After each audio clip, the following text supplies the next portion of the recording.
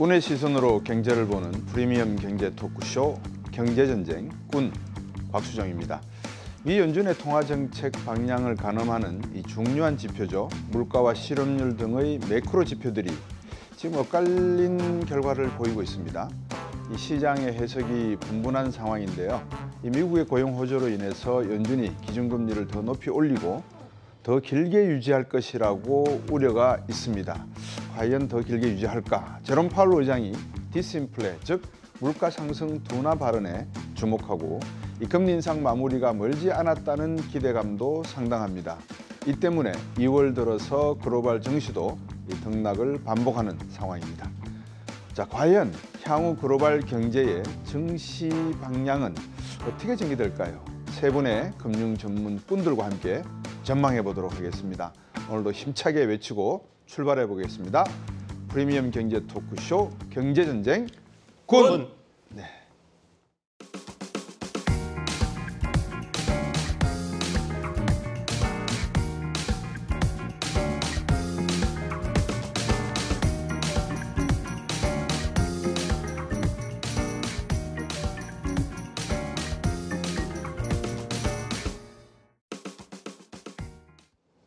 이 최근 시장을 가장 혼란스럽게 만들고 있는 상황부터 한번 짚어보겠습니다. 이 하루가 멀다 하고 시장 분위기를 확 바꾸는 걸 보면 이 제롬 파월 의장을 비롯해서 미 연준 인사들의 입이 정말 가진 이 영향력이 대단하구나 싶습니다.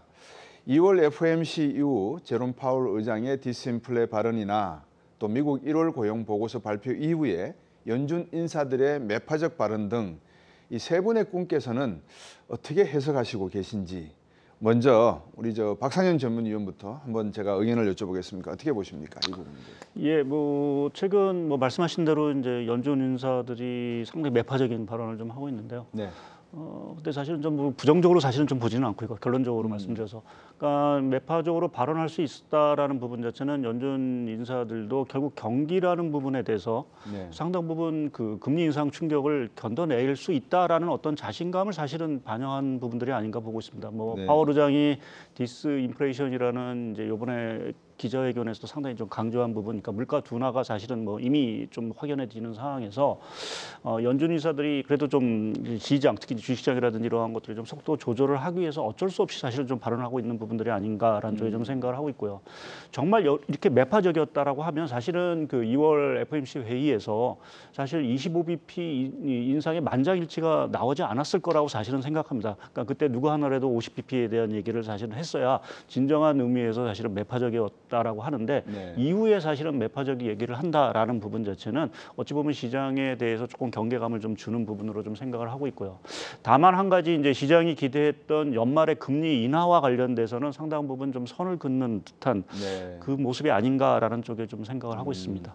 연말에 금리 인상을 하지 않고 오히려 금리 인하 기대를 하고 있는데 고용 시장이 좋다 보니까 금리 인하도 없다. 이런 말씀인 것 같은데, 제가 보니까 실제 금리 정책은 제롬 파월 의장의 입인 것 같아요. 어떻게 보십니까? 다른 우리 먼저 김태용 위원부터.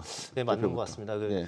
요새 이제 어떤 공식같이 된 게 뭐냐면은 고용이 좋아지면은 긴축의 강도를 더 높일 거고, 네. 그러면은 주가 하락한다. 네. 지금까지 계속 그러한 공식이 성립이 돼 있었죠. 네. 그런데 중요한 거는 이제 금리 종착점이 3월 아니면 5월 정도. 저희 이제 지금은 한 5월 정도 보는 것 같습니다. 그러면 네. 몇 달 안 남았거든요. 네.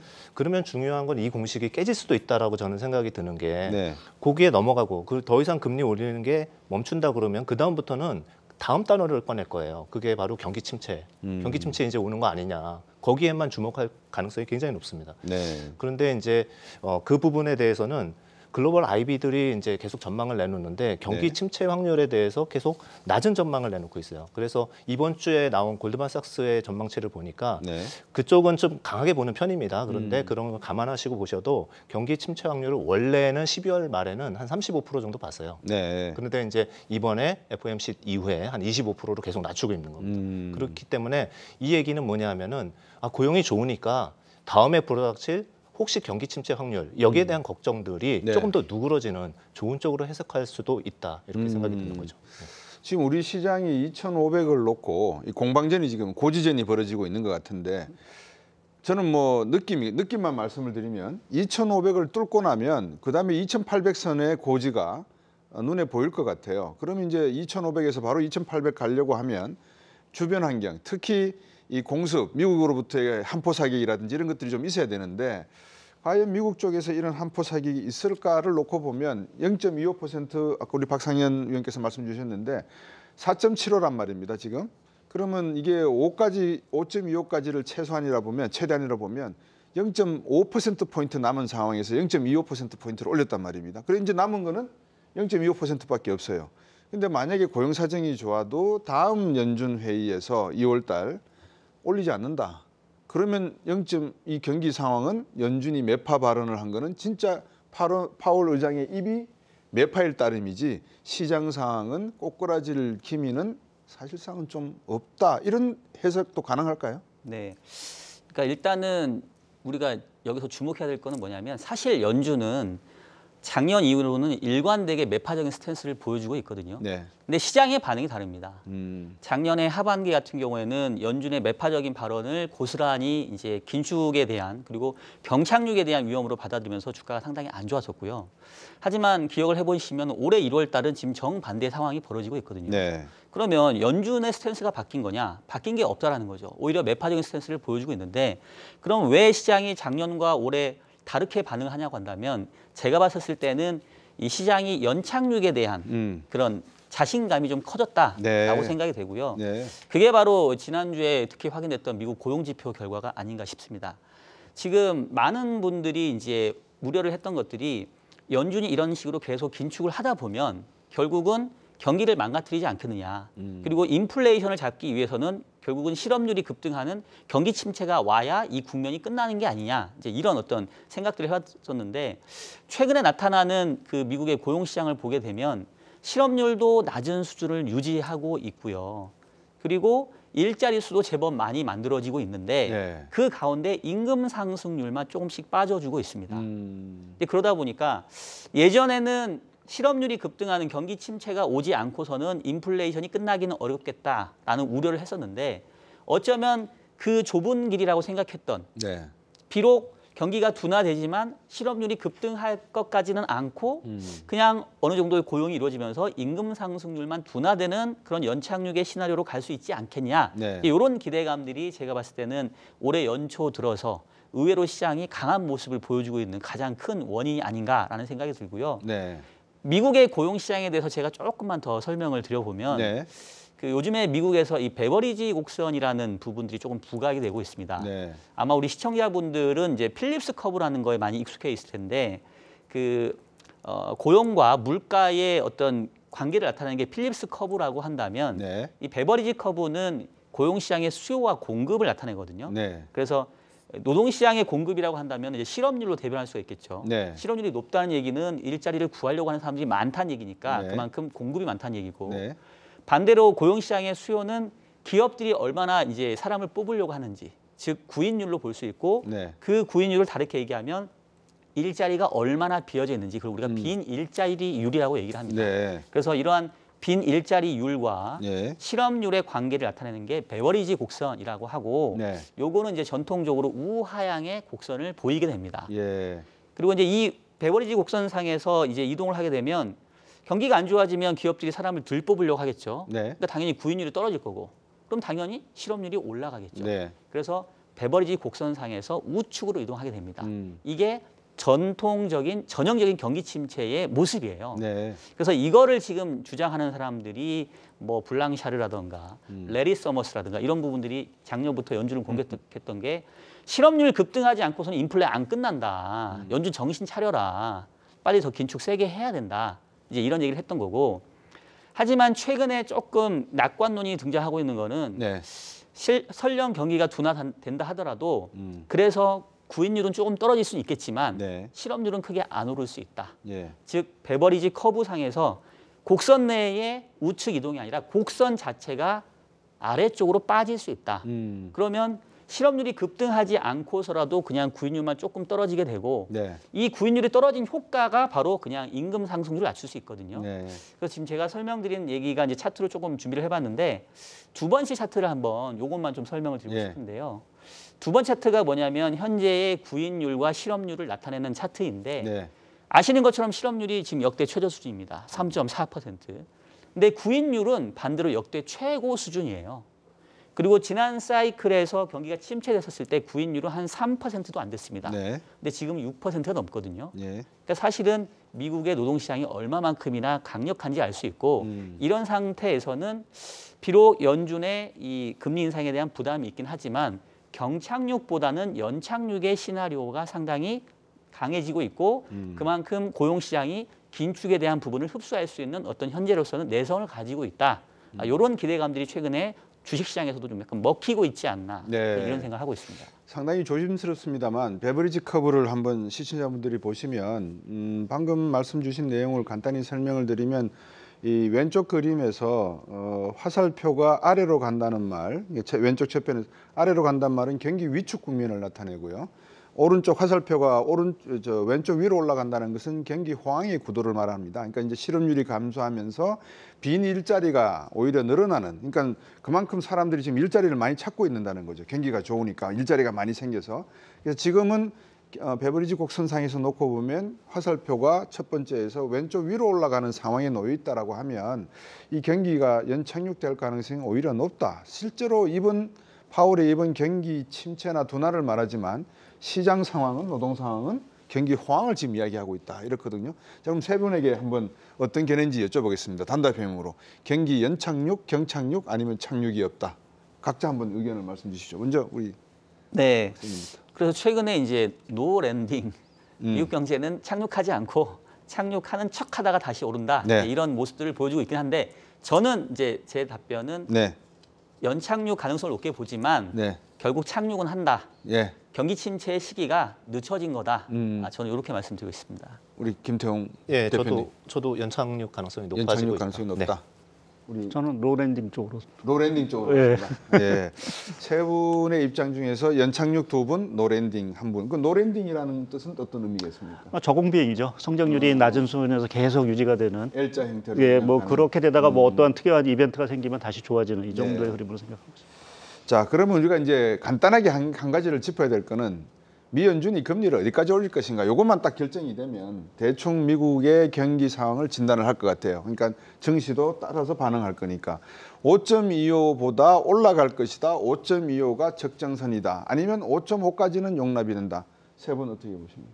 저는 5.25가 상한선으로 보고 있습니다. 5.25가 상한선이다. 예. 그러니까 예. 빨리 아니, 5.25를 좀 상한선으로 보는 부분 자체는 사실은 지금 연준이 우리가 고용시장 갖고 많이 얘기를 하는데요. 네. 금리를 올린다고 해서 고용시장이 사실은 저는 둔화되지 않을 거로 좀 보고 있습니다. 그거는 이제 구조적인 요인들이 너무 많다라는 네. 얘기죠. 우리가 많이들 얘기했던 베이비붐 세대들이 은퇴를 하고 공급이 이제 부족을 한 부분들도 있고요. 네. 또 이민자도 안 들어오고 또 거기에 이제 미국이 리쇼링 정책을 강화하면서 사실은 제조업의 일자리 자체가 상당히 많이 생기는 이러한 상황들에다가 아까 뭐 인구 사이클 문제로 미국도 이제 노령화가 되다 보니까 네. 그거를 이제 케어할 사람 의료 서비스 인력 자체도 많이 필요한 부분도 네. 있고 해서 그렇게 보면 금리 인상을 여기서 더더욱 한다고 해서 그것이 고용시장의 어떤 침체, 임금 상승률 둔화로 가기에는 지금 상황에는 상당히 어렵다. 오히려 여기서 과잉 긴축, 그러니까 여기 5.25를 더 넘었을 때 생길 수 있는 여러 가지 부작용. 그러니까 예를 들어서 우리가 기존에 그렸던 뭐 주택 시장의 네. 어떤 경착륙이라든지 네. 이러한 것들이 생기면서 오히려 어떤 새로운 크레딧 문제를 사실 발생시킬 수 있다라는 부분에서 추가적인 인상보다는 높은 수준에서의 유지 이 부분 자체가 연준이 선택할 수 있는 길이 아닌가 좀 생각을 하고 있습니다. 네, 우리 김태형 대표. 예, 저도 5.25가 이제 시장도 그렇게 반영을 하고 있고, 그게 연준도 그렇게 생각하고 있는 것 같습니다. 물론 이제 연준이 약간 매파적 발언을 하면서 그렇지만 물가가 올라가면은 더 올릴 거야라는 겁은 주고 있지만, 네. 그거는 어쨌든 물가를 잡기 위한 그런 행동이고, 네. 실질적으로 금융시장의 금리라는 거는 금융시장에서 자금이 흐름이 왔다 갔다 하면서 빌려주고 대출해주고 이런 부분들이 실제 결정하는 것이 바로 금리입니다. 네. 그런데 2년물 국채금리 미국 거를 보면은 네. 한 4.4%예요. 그것도 최근에 올라가지고 네. 그거는 뭐냐면 금융 환경은 이미 5%까지 갈 필요도 없다라는 거를 나타내고 있는 겁니다. 네. 예. 그래서 유동성이 조금씩 풀리고 있는 거고요. 네. 그렇지만은 연준의 목표답게 그렇지만 물가는 우리는 용납이 안 돼. 이 얘기를 강하게 하는 거죠. 그렇지만은 얼마 전에 파월이 얘기한 거는 디스인플레이션이라는 단어를 꺼냈기 때문에 예, 큰 문제 없이 5.25 정도 이렇게 생각하고 우리 있습니다. 박준현 부장께서는 네, 예전에 어떤 우화를 보면 이제 주인공이 괴물과 싸우기 위해서 이렇게 길을 떠나는데 세 개의 주머니를 주고 이제 네가 위험할 때 이거 하나씩 꺼내봐라 이런 우화가 있었지 않았습니까? 제가 봤을 때는 연준이 인플레이션하는 괴물과 싸우기 위해서 세 가지의 주머니를 받았다고 생각을 하고 있고요. 그 세 가지 주머니 뭐냐면 첫 번째는 금리를 빠르게 올리는 즉 how fast에 관련된 부분이고요.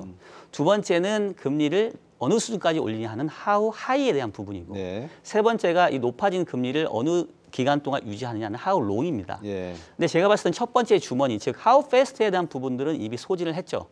즉 75bp씩 자이언트 스텝의 금리 인상을 세 차례 한 이후에 이제 지금 정도 수준에서는 첫 번째 주머니를 이제 이미 소진을 했고 즉 두 번째 주머니 이제 어느 수준까지 올릴 거냐인데 이것도 제가 봤을 때는 지금 사회자께서 질문하신 대로 어느까지 레벨 올릴 거냐인데 저는 5.25가 저도 상단이라고 생각을 합니다. 근데 왜 5.25를 상단이라고 생각하냐고 한다면 5.25까지 올리게 되면 두 번째 주머니 역시 소진하게 되지만 세 번째 주머니가 남아있다는 거죠.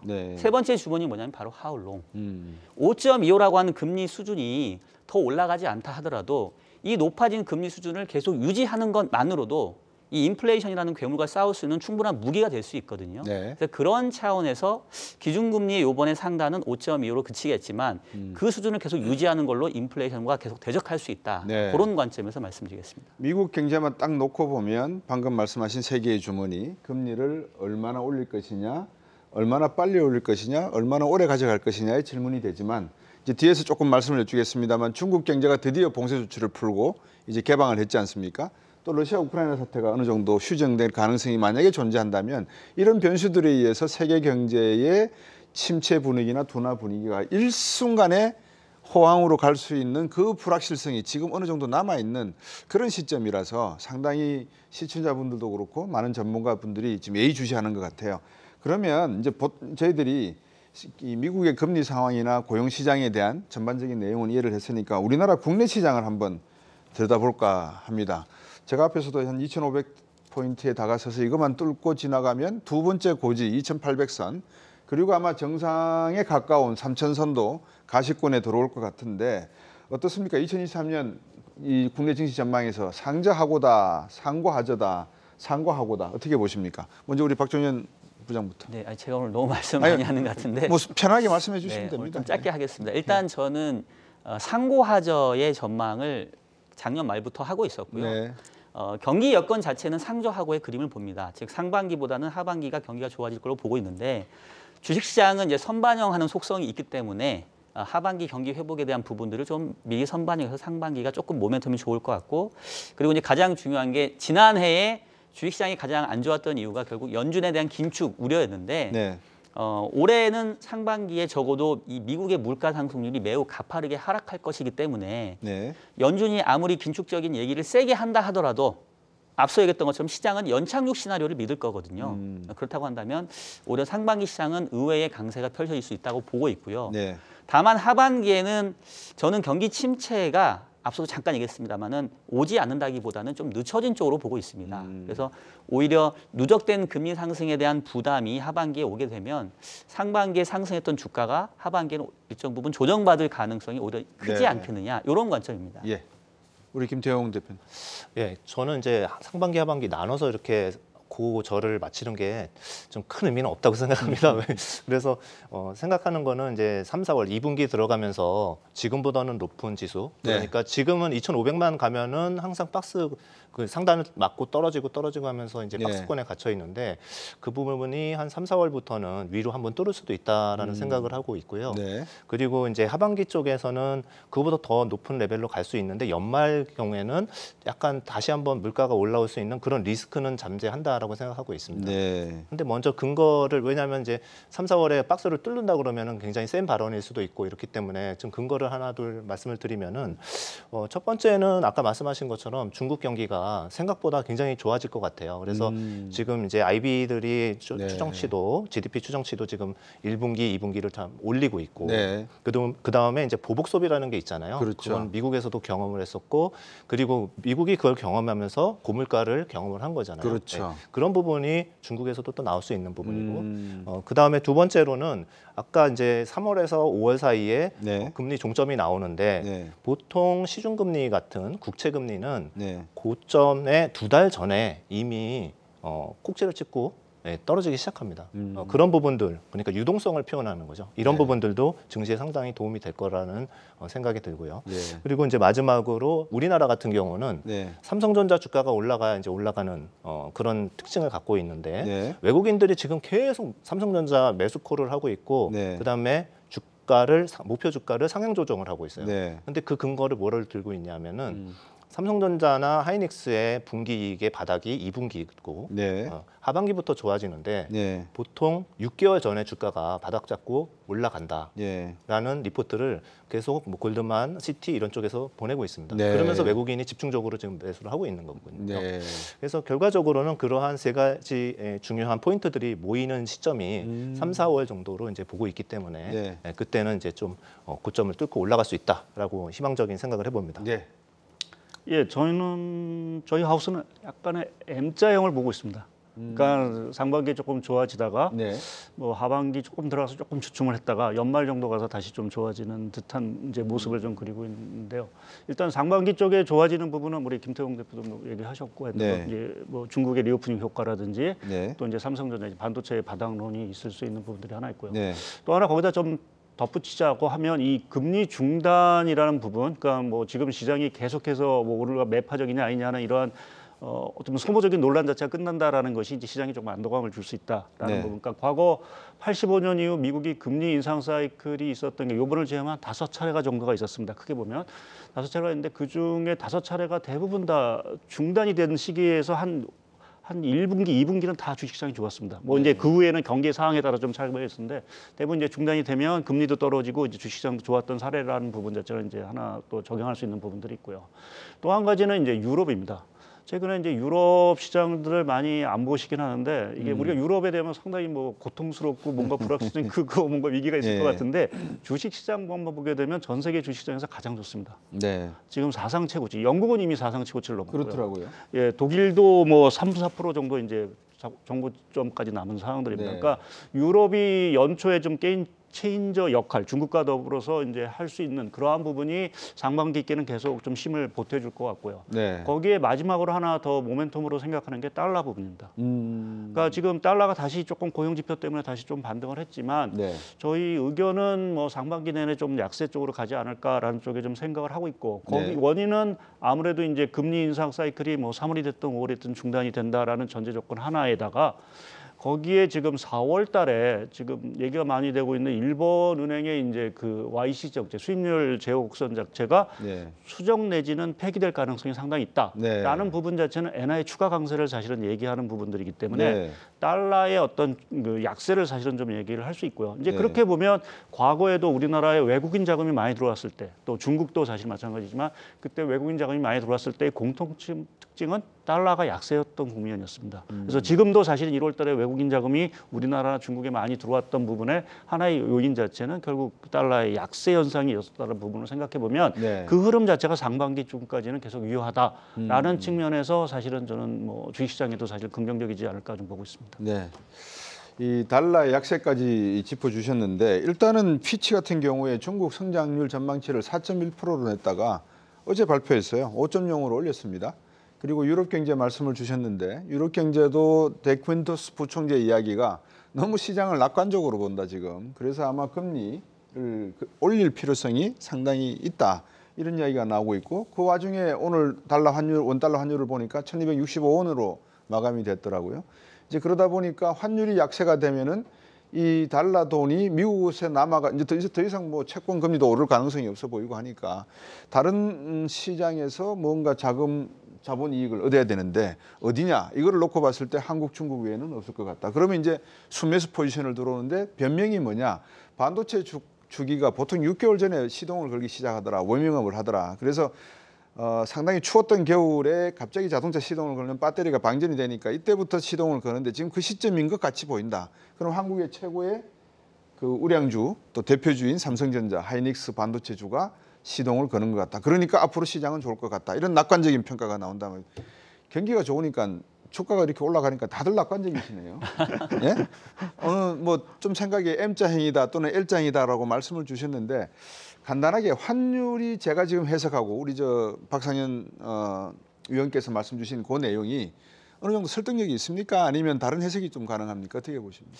일단 달러하고 어떤 주식시장의 관계, 또 외국인 매수와의 관계는 선후 관계가 이제 명확하진 않고 어떨 때는 뭔가가 선이 되고 후가 될 수 있고 그래서 지금 정확하게 뭐 달러화의 흐름 때문에 외국인이 들어왔다. 외국인이 들어왔으니까 달러화가 강세됐다. 이렇게 얘기하기는 어려울 것 같고요.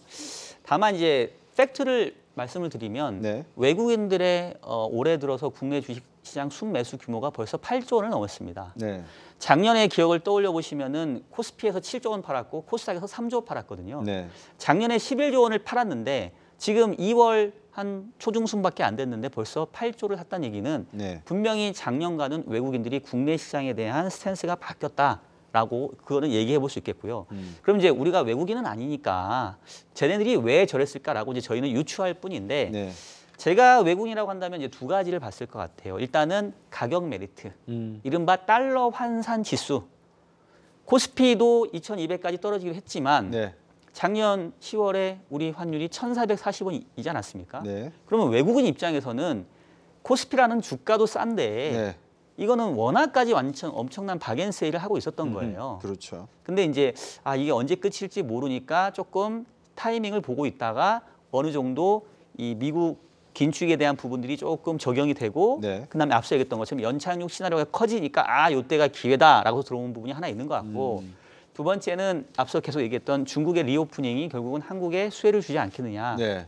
이런 부분이 좀 작용을 한 것 같습니다. 네. 그래서 지금은 어떻게 보면은 이 달러화의 약세하고 외국인 순매수세가 이제 교묘하게 이렇게 잘 이렇게 미져지고 있는 것 같은데 이런 흐름들이 아직은 저는 조금 더 유지될 가능성이 남아 있다. 네. 여전히 달러 환산의 코스피 지수는 과거 대비로는 싼 가격대에 남아 있고 중국의 리오프닝은 사실 이제 막 시작 아니겠습니까? 네. 기대감이 앞서간 부분이 있긴 하지만 실질적으로 중국 경제가 그동안 좀 쉬었던 부분들을 올해 이른바 그 보복 소비 네. 내지는 펜트업 디맨드 이런 네. 것만 나온다 하더라도 네. 숫자로 나올 수 있는 부분은 남아 있기 때문에 네. 그렇다고 한다면 좀 더 외국인의 매수세 이 부분들은 설령 달러화가 다시 뭐 엄청난 약세를 보이지 않다 하더라도 이 정도 수준만 유지돼도 충분히 외국인 수요는 좀 기대해 볼 수 있다 이렇게 생각을 하고 있습니다. 네.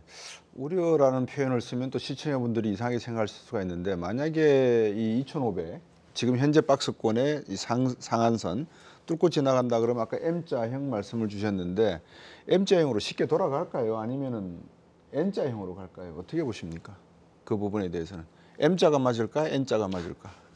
혹시 M자를 먼저 얘기하셨으니까 예, M자를 먼저 말씀을 주셨어요. 네. 우리 김태용 대표께서는 어떻게 보십니까? 저는 M자를 그리기에는 좀 너무 예술적으로 그려야 될 것 같아서 예술적으로? 예, 좀 예. 쉽진 않을 것 같은데 그냥 한 2분기에는 좀 신고가가 좀 나고 그러니까 채널 뚫고 올라가고 그다음에 살짝 조정했다가 다시 또 올라가는 추이가 있는데 저는 끝에 연말에 조금 불안한 부분은 뭐냐면은 사실은 이제 물가가 약간 다시 재반등할 수도 있어요. 그런데 물가가 지금은 안전합니다. 왜냐하면은 작년 7월까지가 고점 9.1% 찍었거든요. 미국이. 네. 그러니까 계속 기고가가 7월까지 계속 있는 거예요. 그러니까 워낙 많이 올랐던 물가에서 또 다시 7, 8% 오른다고? 그거는 사실상 어려운 거죠. 그렇기 네. 때문에 그때까지는 계속 전년 동기 대비로 보는데 이럴 때는 네. 빠지는데 네. 중요한 거는 연말에 가면은 그런 기고가 다 사라져요. 네. 그리고 이제 중국이 다시 소비에 나서고 이러면서 유가가 조금 올라올 수도 있는 그런 상황이고 얼마 전에 뭐 중고차 가격이 또 미국에서 계속 빠지고 있었는데 네. 근데 중고차 가격은 이제 메나임 지수 뭐 이런 걸로 보면은 사실 이제 CPI에서 들어가는 항목이 굉장히 크죠. 한 5% 정도 차지하기 네. 때문에 그러한 복병들이 있는데 그런 부분들이 지금은 안 나타나더라도 네. 올해 연말쯤이면 좀 나타날 수도 있겠다. 이래서 좀 먼 얘기긴 합니다. 그렇기 때문에 요거를 이제 이제 MN으로 그리기는 제가 조금 그렇군요. 그런 패스를 한번 저는 생각해 예. 보고 있습니다. 예. 자, 그러면 이제 정리하는 차원에서 한번 제가 단답형으로 다시 여쭤보겠습니다. 아까 미 금리가 어느 정도가 상한선이냐 했을 때 공통된 의견은 5.25%였습니다. 그러면 미국 CPI는 5%대로 연말까지 올 것이다, 안 올 것이다. yes, no 요것만 한번 먼저 대답을 주시죠. 미국 CPI는 5% 수준을 연말까지는 맞출 것이다. 5% 이하로 내려간다고 내려간다. 예, 김태형 4%대. 4%대 간다. 예, 저도 4% 4%대 간다. 자, 그러면 중국 경제가 5% 성장을 할 것이다, 아니다, 5% 밑으로 갈 것이다. 뭐 굳이 찍어야 된다면 5% 이상을 보겠습니다. 5% 이상. 김태형 대표님. 봐야 되겠지만 가능할 것 같습니다. 가능하다. 예. 우리 예, 저도 5% 이상. 자, 그다음 마지막입니다. 환율. 만약에 지금 세 분께서 말씀 주신 이 세 가지 질문에 다 답이 된다면, 일관성을 유지하려면 환율은 1,200원대 초반이나 1,100원대 후반에 하락을 해야 됩니다. 어느 정도 적정 환율이라고 보십니까? 지금 네, 현재 1,200원대 전후 수준 정도를 보고 있습니다. 예. 예, 우리 김태형 대표.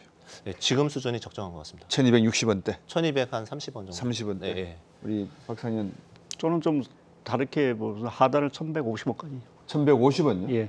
자, 여기서 이제 견해차가 납니다. 환율 부분이 좀 해석이 다르니까 앞에서 CPI라든지 금리 차이가 비슷했는데 환율 부분의 차이가 나니까 이제 질문을 드리지 않을 수밖에 없는 게, 앞에서도 제가 말씀을 드렸습니다만 연말이 되면은 이게 최고점이 2,500 이상이 돼 있을 것이다. 만약에 그 환율만 여쭈지 않았으면 지금 2,500 이상을 가 있어야 되는 그런 상황을 말씀 주셨거든요. 근데 이게 2,500 이상을 가 있을 것이다, 2,500 미칠 것이다, 아니면 2,800까지도 가 있다. 어떻게 보십니까? 우리 먼저 환율에 1,150원을 내다보셨으니까요. 뭐 1,150원을 봤으니까 상당히 뭐 높게 당연히 생각을 하는 부분들이고요. 연말 정도 저희가 생각하고 있는 그림 한 2,700 조금 넘는. 2,700. 예.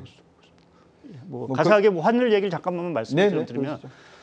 결국 뭐 중간에 뭐 어떤 뭐 좀 등락은 있기는 하겠죠. 근데 제가 워낙 강세를 보는 이유는 좀 외국인 수급과 관련돼서 일단 저희가 조금 긍정적인 내용들이 있습니다. 뭐 달러 약세라는 부분도 있고, 또 저희가 한 3년 동안 외국인이 판 금액이 코스피 기준으로 보면 57조가 가까이 됩니다. 네. 그러니까 지금 8조 샀다고 해서 사실 많이 산 게 아니거든요. 그러니까 그렇게 보면 어느 정도 지분율을 채워야 된다라는 생각을 하면, 만약 정말 중국이나 한국이 좋아 보인다라고 하면 외국인은 공격적인 매수를 좀 할 수 있는 부분들이 요인이 하나 있고, 네.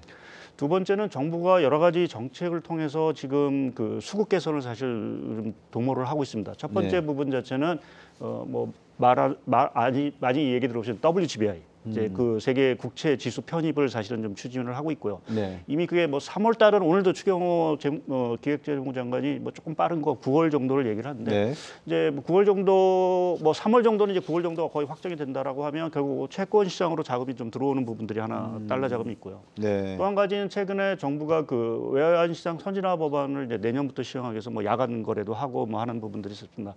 그것은 MSCI 가입을 이제 하기 위한 전제 조건을 사실은 깐 부분들이거든요. 그래서 그렇게 보면 이제 저희가 MSCI 가입 뭐 올해는 안 되겠죠. 그래서 뭐 근데 그러한 것들이 긍정적인 얘기가 나온다라고 하면 당연히 외국인 자금에 또 긍정적일 수 있는 부분들이 있고요. 또 한 가지는 뭐 신문지상에 잘 안 나오는 부분이 하나 있는데, 사실 올해 우리나라가 그 세제 개혁을 하면서 하나 그 기업들한테 그 혜택을 준 게 하나 있습니다. 네. 그러니까 우리나라 해외 나가 있는 기업 있는 그 자회사들이 갖고 있는 그 보유금이 되겠죠. 네. 보유금을 국내로 송금을 했을 때 세제 혜택을 주게 됩니다. 그래서 그 세제 혜택을 누리기 위해서 이번 아마 배당금 송금 시즌에 자금들 자체가 국내로 많이 들어올 수 있는 부분들이 있습니다. 네. 그래서 그러한 요인들, 거기에 아까 뭐 중국 저희가 5% 이상 얘기를 하면 위안화 자체가 상당히 강세가 될 수 있다라는 이러한 제반 여건을 생각해 보면 네. 특별한 어떠한 그 불확실성 이벤트가 발생하지 않는다라면 워낙 강세 흐름 자체가 상당히 올해는 좀 기대해봐도 되지 않을까 좀 생각을 하고 있습니다. 뭐 다른 분들 의견. 네, 제가 조금 높아심의 말씀을 드리겠는데, 네. 이게 이제 이 방송을 보시는 시청자분들은 되게 좀 화가 날 수도 있을 것 같은 게, 대부분의 그 금융기관들이 올해 상저하고를 전망을 많이 했었잖아요. 네. 근데 갑자기 이제 저희가 나와가지고 다 상반기 좋다 얘기를 하면, 아니 저놈들은 뭐 언제는 저렇게 얘기하고 또 딴 얘기하네라고 좀 오해하실 수 있을 것 같은데, 네. 뭐 저희 셋 중에는 상저하고를 얘기했던 사람은 제가 봤을 때는 없는 것 같고, 예. 오늘 약간 섭외가 조금 잘못된 것 같긴 한데, 다만 이제 제가 말씀드리고 싶은 거는, 예. 저는 올해 시장을 이제 상고하저라고 말씀드렸던 이유는 예. 사실은 이게 추세적인 상승을 아주 강하게 보진 않습니다. 제가 상반기 시장을 좋게 본 이유는 지난해에 시장이 이른바 경착륙에 대한 우려 때문에 상당히 많이 주가가 빠졌기 때문에 그 부분들에 대한 되돌림이 좀 있을 거다. 네. 특히 상반기 물가가 많이 하락할 거기 때문에 시장에서는 뭐 여러 가지 긍정적인 희망 회로를 많이 돌릴 거다. 이제 이런 네. 부분이고 그러면 하반기에도 계속 좋아질 수 있냐라고 했었을 때는 사실 저는 하반기는 좀 부정적이거든요. 왜냐하면 실제 현실에 목전하게 되면 네. 제가 아까 경기 침체가 네. 오긴 오지만 그 시기가 좀 늦춰진 거라고 저는 계속 말씀을 드리고 있거든요. 네. 결국은 금리가 높아진 거에 대한 경기 충격은 한 번은 저는 겪고 갈 수밖에 없다라고 생각을 합니다.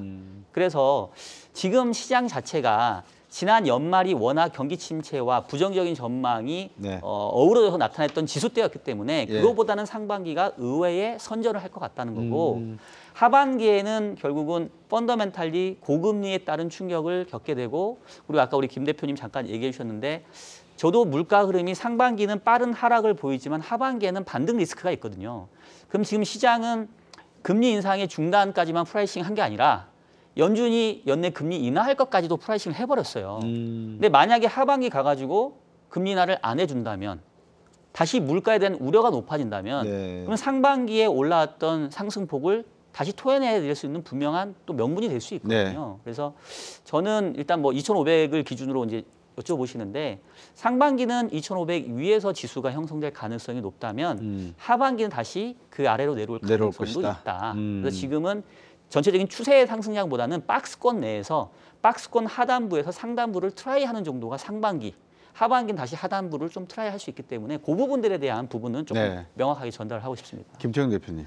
예, 지금 예, 시청자분들이 네. 뭐 하실 말씀 있으면 해주셔야 됩니다. 먼저 예. 말씀하시면 아닙니다. 제가 질문을 드리려고 했습니다. 예. 지금 이제 리스크 쪽을 말씀해 예. 주셔서 예, 저도 예. 지금 시장에서 걱정하는 예. 아직도 남아 있는 리스크들은 반드시 짚고 넘어가야 될 것 네, 같아서 그거를 말씀드리면은 사실 지금 이제 지수가 너무 빨리 올라가는 거 아니냐 이렇게 생각하실 수 있는 부분이 기업 실적이 한참 발표가 되고 있는데 계속 미스하고 쇼크가 나오고 이런 네. 부분들이 미국에서도 좀 많이 보이고 있고 네. 한국도 그런 상황이지 않습니까? 네. 그래서 기업 이익이 하향 조정이 아직 끝나지 않았다라는 부분이 하나의 리스크예요. 네. 그래서 그 부분 때문에 저도 지금 당장 올라간다는 생각보다는 네. 3, 4월 그 1분기 말이나 2분기 초를 말씀드리는 이유는 그것만 가지고는 안 되고 어차피 어닝이 하향 조정되는 게 끝나는 게 1분기는 지나야 되거든요. 그러면 4월 달에 1분기 실적을 볼 수 있기 때문에 네. 그때 한번 확인하자라는 말씀을 하나 드리고요. 네. 두 번째 또 반드시 확인해야 될 부분이 경기 선행 지수가 도는 거를 봐야 됩니다. 네. 그래서 저희는 이제 OECD 경기 선행 지수를 네. 대표적으로 많이 보고 있는데 네. 주가와 상관관계가 0.85로 사실상 어우, 상당히 지표 중에 높네요. 가장 높습니다. 네. 가장 높은데 네. 그게 지금 정확하게 코스피 고점하고 일치해서 그러네요. 2021년 고점부터 표에 지금 파란색으로 줄 꺼주신 분 그 부분이네요. 그렇죠. 거기서 고점 찍고 떨어지기 시작하면은 네. 주가 지수도 똑같이 떨어지고 고점 있고. 찍고 떨어지기 시작합니다. 예, 저점도 그러네요. 비슷하게 나오고요. 그래서 이제 고점이 언제였냐면은 2021년 7월 8월 사이에 고점이 나왔었습니다. 네. 그때 꺾이기 시작해서 지금 1년 7개월째 상당히 오랜 기간 동안 빠지고 있거든요. 네. 그래서 이제 이게 빠지고 있는 게 도는 모습을 보여야 코스피나 S&P 500도 본격적인 추세 상승이라고 그때 판단을 많이 할 것 같아요. 네. 그런데 이제 그 부분이 더 빠지지는 않을 것 같다라고 보는 부분은 그 안에 세부 항목들이나 이런 거를 봤을 때 소비자 신뢰 지수라든지 세부 항목들이 조금씩 다 꼬리를 틀고 있어요. 그래서 네. 그런 부분이 있기 때문에 네. 그러면은 우리가 지표로 보는 거는 굉장히 중요한 지표인데 이 지표는 한 4월 이 정도는 좀 어느 정도 보이겠다라는 부분이 있는 거죠. 그래서 이런 부분들을 다 확인하고 실적 하향 조정도 다 끝나고 이때부터 좀 지수가 안전하게 상승할 거라는 생각은 반드시 하시는 게 좋을 것 같습니다. 예. 그러네요. 저희들이 이제 희망 회로를 돌리고 싶어서 뭐 낙관을 드리는 게 아니라 방금 말씀 주셨듯이 어차피 주가는 미래의 기업 수익을 반영하는 거니까 기업이 어느 정도 수익을 실현하는가를 봐야 되고 그다음에 경기 선행 지수하고 주가 지수가 상관관계 즉 비슷할 확률이 85%라고 하니까 이것이 돌아가는지 마는지 그 터닝 포인트를 제대로 찾아야 된다. 지금까지 좀 이렇게 매크로한 이야기를 많이 나눴잖아요. 그럼 제가 이제 이 질문에 없는 번외 질문으로 잠시 쉬어가기 위한 질문 하나 해줄게요. 어떤 종목을 피해야 됩니까? 지금 현재에서. 어떤 종목을 사야 되냐는 어떤 종목을 사야 되냐 이거를 여쭤보기는 좀 그렇고 거꾸로 우리 김태형 대표님께서 답을 주실 수 있을 것 같아요. 네, 어떤 종목을 피하는 게 좋겠습니까? 뭐 실적 말씀해 주시고 했었으니까. 네, 지금 이제 굳이 좀 피해야 된다 그러면은 경기 민감주. 예, 그러니까 지금 이제 소비는 둔화되고 있잖아요. 네. 어차피 이제 물가가 높고 이러다 보니까 그렇죠. 우리나라처럼 가계 부채가 많은 쪽에서는 이자 부담이 커지고 소비는 네. 조금씩 줄어들고 있고 이런 부분이니까 예를 들어서 차를 바꾸고 싶어도 조금 참고 좀 이따 더 타다 바꾸자 이럴 네. 수가 있고 경기가 좋을 때는 바로바로 바꾸잖아요. 그래서 이제 예를 들어 내구 소비재 그러니까 이런 부분들은 꼭 필요한 필수 소비재가 아닌 것들은 네. 조금씩 소비가 둔화가 될 수 있습니다. 네. 그거는 글로벌리 다 그럴 거예요. 그래서 그런 부분들은 조금 이제 나중에 경기가 완전히 회복되는 거 보면서 사도 늦지 않다라고 생각이 들고요. 네. 오히려 이제 작년에 많이 빠졌던 주식 중에서 올해 이제 금리가 천천히 떨어지면서 수혜를 볼 그런 쪽을 오히려 더 먼저 포지션을 상반기에는 했다가 네. 하반기에 경기가 도는 거를 좀 보면서 선행지수 도는 걸 보면서 이제 피했던 주식들을 차차 담아가는 이런 전략이 어떨까 싶습니다. 두 분께는 이제 우리 김태형 대표께서는 피해야 될 종목을 말씀 주셨으니까 요즘 언론에 뜨고 있는 게 챗 GPT 테마예요. 그래서 두 분께는 이 챗 GPT 테마에 대해서 어떻게 생각하시는지를 한번 여쭤보고 싶어요. 어느 분부터 말씀 주시겠습니까? 그래서 뭐 제가 먼저 말씀드리면 예. 사실 뭐 제가 IT에 대한 전문가가 아니라서 이걸 뭐 제가 뭐 말씀드린다는 것 자체가 상당히 그 예. 조심스러운 부분들인데 저도 뭐 사실 뭐 유튜브를 보거나 이렇게 보는 입장인데 예. 한 가지 이제 그 챗 GPT 얘기가 나오면서 제가 언뜻 이제 들은 그 딱 하나 그 머릿속에 드는 게 뭐냐면은 네. 저희가 옛날에 그 영화를 보셨을지 모르겠는데 윌 스미스의 그 아이 로봇이라는 게 있었습니다. 그러니까 완전히 인공지능을 달고 이제 모든 것을 이제 로봇이 모든 걸 생각하고 네. 그러면서 이제 인간을 거의 역습하는 듯한 그쵸. 모습이었던 그런 영화였는데 네. 이 챗 GPT가 아마 그 저도 이제 얘기를 들었는데 이제 뭐 단적으로 이제 어저께 뭐 저도 이렇게 유튜브를 보면서 딱 하나 인상적이었던 게 뭐냐면은 네. 윈도우가 이제 나온 지가 40년이 됐다고 합니다. 네. 거기에 코딩하는 줄 자체가 한 10억 줄인가 뭐 그렇게 된다고 네. 이제 계속해서 이제 첨가를 하면서 근데 40년 동안 이제 이렇게 코딩을 만들었죠. 근데 챗 GPT는 그거를 하는데 수시간 내에 다 할 수 있다라는 얘기를 하거든요. 네. 그래서 세상이 상당히 많이 변했다라는 부분을 거기서 조금 이제 하나 느끼고 저는 이제 뭐 매크로를 하는 입장에서 사실 또 제가 이렇게 뭐 주식시장에 대해서 랜딩도 안 하고 미국 경기가 이제 좋다라고 말씀을 드리는 뭐 조금 하나의 좀 제 나름대로의 보는 지표 중에 하나가 미국의 그 GDP 구성 항목 중에서 네. 그 설비 투자 항목이 있고 예. 또 그 밑단에 보게 되면은 그 지식 재산 생산물 투자라고 있습니다. 우리가 예. 소프트웨어 투자라든지 기네요. 예.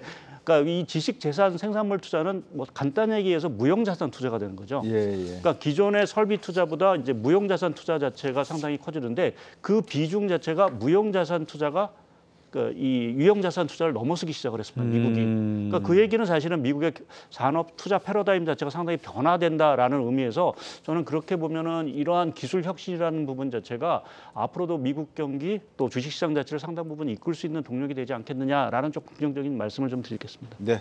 저는 짧게 말씀드리면 제가 챗 GPT를 한번 사용을 해봤는데요. 아, 그러셨어요? 대화하는 맛이 납니다. 그리고 제가 일부러 시험을 해보려고 너 시를 한번 써줄 수 있겠니? 봄에 대한 시를. 그리고 뭐 사랑에 대한 소설을 써줄 수 있겠니? 다 합니다. 아, 다 해요? 예. 우리나라 말도 알아들어요? 우리나라 말은 조금 알아듣습니다. 아, 한국어는 상대적으로 약하고 영어로 하신 거죠? 예, 저는 이제 그 영어로 번역기를 돌려서 예. 한국말을 영어로 번역해서 질문을 했습니다. 예. 뭐 제가 그렇게 영어가 뛰어난 사람은 아니니까. 근데 어쨌든 그걸 느꼈던 게 뭐냐면 예.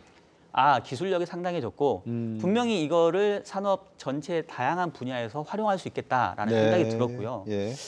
이 주식시장이라고 하는 게 뭐 물론 조금은 최근에는 패턴이 바뀌긴 했습니다만 이른바 우리가 이제 꿈이 있어야 항상 그 주가에 대한 밸류에이션이 제일 높아질 때 아니겠습니까? 그렇죠. 그래서 제가 봤을 때는 이 인공지능, 로봇 관련된 부분들은 이제 막 꿈이 생성되는 그런 초기 단계이기 때문에 나중에 가면 이게 뭐 물론 버블로 밝혀질 수는 있다 하더라도 꿈을 먹는 이 초기 단계에서는 분명히 주식시장이 강렬하게 반응하는 것은 저는 너무도 당연하다고 생각을 하고 네. 아직은 초기 단계이기 때문에 여기서 기업들을 골라내는 것들이 완전히 밝혀지기 전까지는 사실은 조금 더 테마로서 형성될 가능성이 좀 크다라고 저는 생각을 하고 있습니다.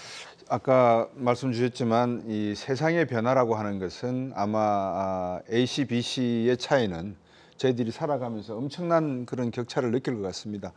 이 문제에 대해서는 이제 저희들이 많이 논의를 했기 때문에 조금 나머지 시간에 좀 말씀을 여쭙고 싶은 거는 미국도 이야기했고 유럽도 이야기를 했고 우리나라 경제도 이야기했는데 저희들이 지금 이야기 안 한 부분이 중국 경제예요. 과연 중국 경제는 괜찮을 것인가? 어느 정도 이게 반등을 할 것인가?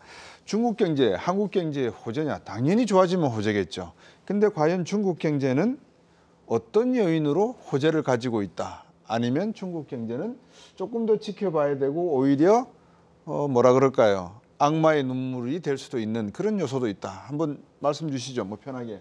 우리 박찬현 또 제가 먼저 사실 오늘 제가 뭐 상당히 긍정적인 말씀을 드렸고 또 이제 그 과정 이제 리스크를 이제 저는 안 말씀드렸는데 그 리스크를 하나 말씀드리면 사실은 중국으로 좀 말씀을 드릴 수 있을 것 같다. 거기에 M자의 어떤 그 꼬리를 내리는 부분에 있어서의 리스크 자체는 중국으로 보고 있고요.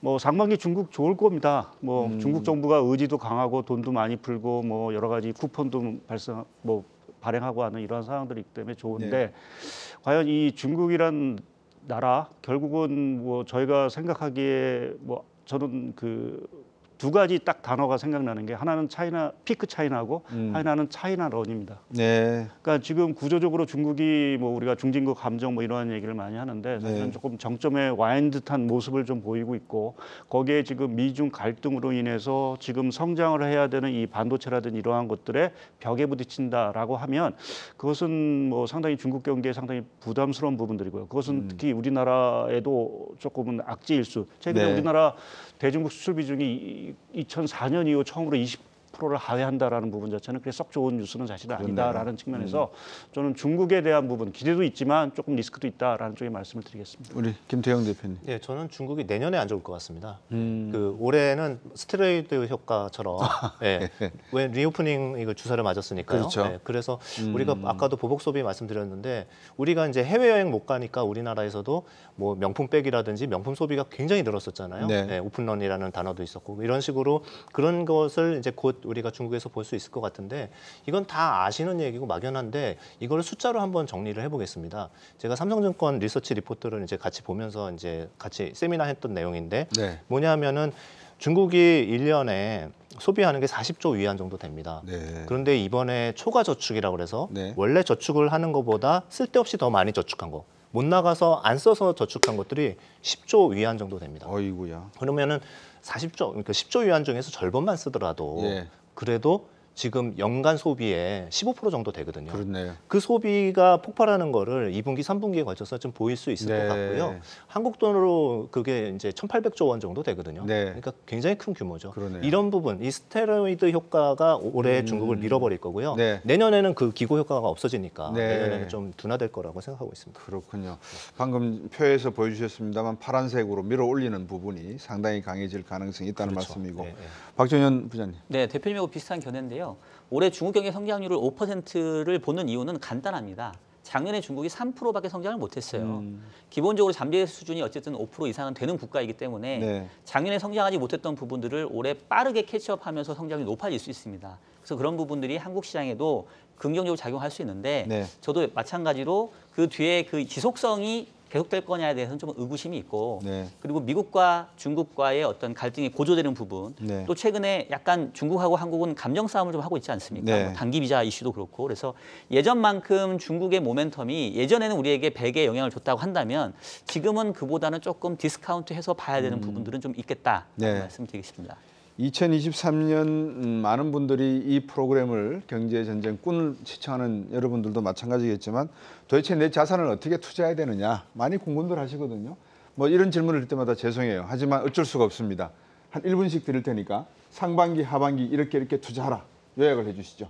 예, 뭐 상반기, 하반기 뭐 나누기보다는 사실은 그 뭐 투자의 그 선호, 위험 선호의 선택의 문제인 것 같습니다. 그러니까 뭐 아무래도 세상이 불확실하다고 하면 사실은 뭐 지금 채권이라든지 예금이 워낙 좋은 그 금리 수준이기 때문에 그쪽으로 선택을 해도 사실은 무난한 부분들이고요. 그보다 나는 좀 높은 수익률을 얻겠다라고 하면 작년보다는 올해가 주식시장 입장에서는 투자하기가 좋은 기회다라고 좀 말씀드리겠습니다. 김태형 대표님. 지수가 코스피 기준으로 1년 반 이상 빠지면서 고생을 많이 했지 않습니까? 그리고 지금 이제 반등 시기일 수도 있고 그런데 저는 1분기, 2분기를 좀 나눠서 본다 그러면은 네. 지금은 우리가 확실히 알고 있는 거 위주로 가자라는 거죠. 그래서 우리가 반도체라든지 이런 것들은 우리가 알 수가 있지 않습니까? 그렇죠. 그런 부분들과 그다음에 아까 한참 중국 얘기를 했기 때문에 네. 그 리오프닝에 대한 소비 관련 수혜주라든지 이런 쪽들을 공부해서 하면 될 것 같고 또 2분기가 넘어가면은 미국의 금리 종점이 오고 금리가 완연하게 둔화될 겁니다. 그때는 또 작년에 피해를 봤었던 이런 성장주들, 인터넷주 이런 것들 그래서 작년에 많이 빠진 것 중에서 옥석 가리기가 될 것들이 꽤 있습니다. 그래서 네. 이렇게 순차적으로 공부해가지고 투자를 해 나가신다 그러면 네. 성공 투자가 될 수 있을 것 같다 이렇게 네. 말씀드리겠습니다. 박정현 네, 부장님. 앞서 얘기했던 것처럼 기본적인 경기에 대한 뷰는 완연한 회복세라기보다는 경기 침체 시기가 이연되는 상황이라고 저는 보고 있는 거고 그렇다고 하면 주식시장도 박스권 흐름으로 생각을 하고 있습니다. 네. 다만 이제 상반기, 하반기에 어느 시점에서 약간 무게중심을 쏠려야 되느냐인데 네. 저 같은 경우는 오히려 상반기의 위험자산, 주식 내지는 채권에서도 회사채 위주의 위험자산 투자가 오히려 상반기에 유리하고 네. 차라리 하반기에 가서 국채라던가 오히려 안전한 자산으로 오히려 스위치를 해야 되는 약간은 뭐 전반적인 시장의 뷰하고는 좀 다르게 오히려 상반기에 위험자산에 투자를 해야 되는 기회다 이렇게 말씀드리겠습니다. 제가 오늘 말씀을 듣고 보니까 미국 경제도 그렇고 전반적인 세계 경제는 당초 우려했던 침체까지는 가지 않을 것 같다. 어느 정도 둔화 국면인데 이 둔화가 어떤 방향으로 갈지에 대해서는 아직은 잘 모르겠다 이런 말씀이시고요. 지금도 제 내리에 웅웅거리는 거는 조금 전에 김태웅 대표께서 말씀 주신 경기 민감주는 피해라라는 말씀인 것 같습니다. 중국이 상당히 중요한 변수가 될 것 같습니다. 오늘도 귀한 말씀 나눠주신 세 분께 진심으로 감사드립니다. 감사합니다. 감사합니다. 이 어둡고 긴 터널을 오랫동안 달리다 보면요, 저 멀리서 보이는 불빛까지 대체 얼마 더 남은 건지 알 수가 없을 때가 많습니다. 하지만 침착하게 계속 달려간다면 결국엔 그 빛에 다다를 것 아니겠습니까? 경제전쟁 꾸는 앞으로도 여러 경제, 금융 전문꾼들과 함께 이 터널의 끝까지 함께하는 든든한 동행이 되도록 노력하겠습니다. 저희는 다음 주 금요일 오후 5시에 다시 돌아오겠습니다. 지금까지 시청해 주신 여러분 고맙습니다.